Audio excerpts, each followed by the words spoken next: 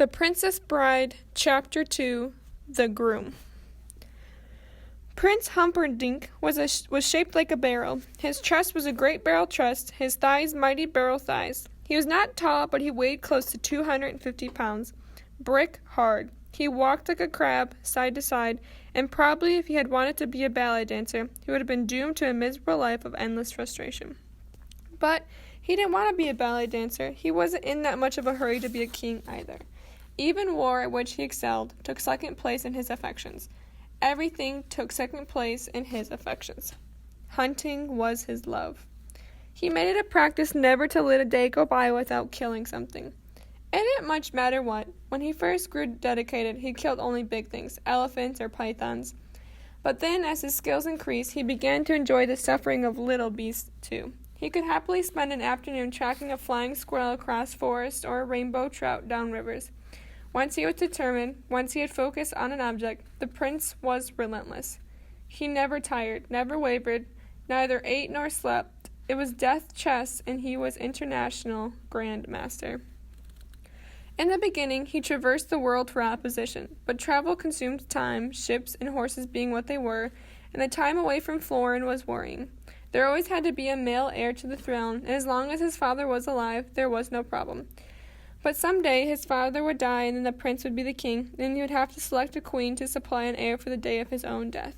So to avoid the problem of absence, Prince Humperdinck built the Zoo of Death. He designed it himself with Count Rugen's help, and he sent his hirelings across the world to stock it for him.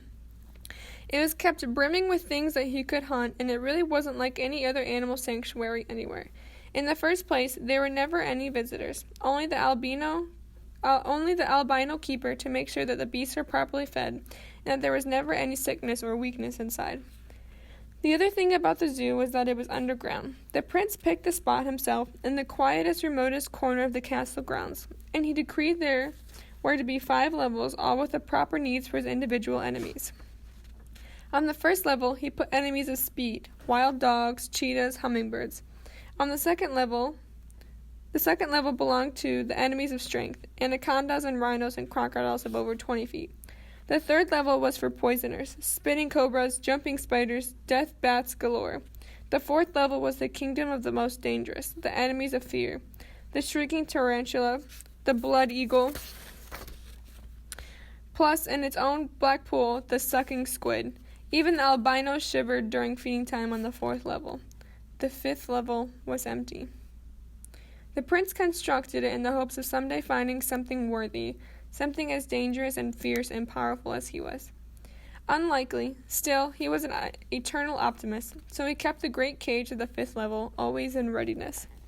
And there was really more than enough that was lethal on the other 4 levels to keep a man happy. The prince would sometimes choose his prey by luck. He had a great wheel with a spinner, and on the outside of the wheel was a picture of every animal in the zoo, and he would twirl the spinner at breakfast, and wherever it stopped, the albino would ready that breed.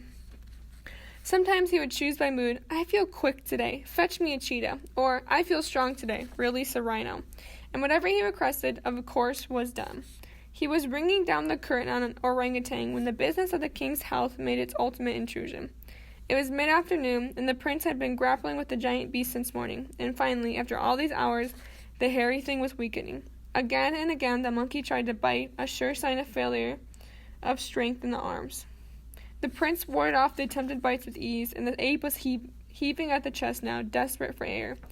The prince made a crab-like step sideways, then another, then darted forward, spun the great beast into his arms, began applying pressure to the spine. From up above now, Count Rugen's voice interrupted. There is news, the count said. From battle, the prince replied, Can it not wait? For how long? Asked the count.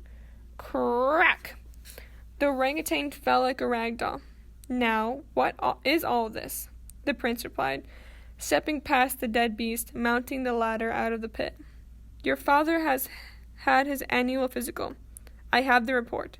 And your father is dying. Drat, said the prince. That means I shall have to get married.